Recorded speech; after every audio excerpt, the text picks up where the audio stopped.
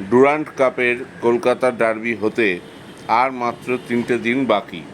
এর মধ্যেই আলোচনা চলছে কোন দলের শক্তি কোথায় এবং দুর্বলতাই বা কোথায়। মোহনবাগান দলের গত কয়েক বছরের মতো এবারও তারকা ফুটবলারের ছড়াছড়ি।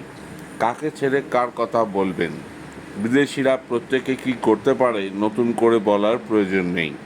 তবে সবুজ মেরুনের ভারতীয় ব্রিগেডের মধ্যে যদি কোনো ফুটবলারের কথা আলাদা করে বলতে হয় তাহলে অবশ্যই সাহাল আব্দুল সামাদের নাম আসবে। কেরলের এই মিডফিল্ডার নিজের ছন্দে থাকলে মোহনবাগানের কাজ যে অনেকটাই সহজ হয়ে যায় কথা বলার অপেক্ষা রাখে না। এবারে ডুরান্ড কাপে বিএসএফ ম্যাচ এবং বিশেষ করে ডায়মন্ড হারবার ম্যাচে অসাধারণ ফুটবল খেলেছেন সাহাল।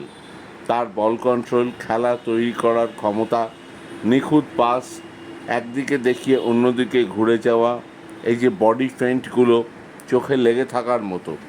হয়তো তিনি লিস্টন কোলাসো বা মনবীরের মতো গোল গেটার নন, কিন্তু বিপক্ষ দলের 2-3জন ফুটবলারকে তাকে নিয়েই ব্যস্ত থাকতে হয় ম্যাচে।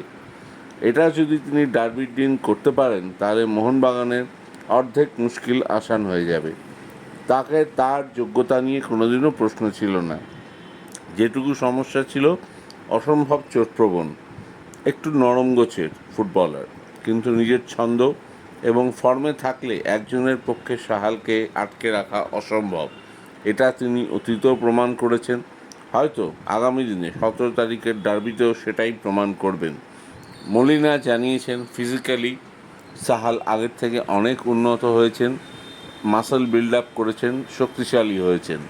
এখন মোহনবাগান সমর্থকদের একটাই প্রার্থনা, 17 তারিখ অর্থাৎ আসন্ন রবিবার ডুরান্ড কাপের ডার্বিতে ইস্টবেঙ্গলের বিরুদ্ধে সাহাল জ্বলে উঠুন এবং মাঝমাঠের ব্যাটনটা নিজের হাতেই রাখুন। যেভাবে গ্রেগ স্টুয়ার্ট খেলা তৈরি করতেন সেভাবেই তিনি খেলা তৈরি করুন। নাম্বার 8-এর ভূমিকা পালন করেন সাহাল, যদিও তিনি পরেন 18 নম্বর জার্সি।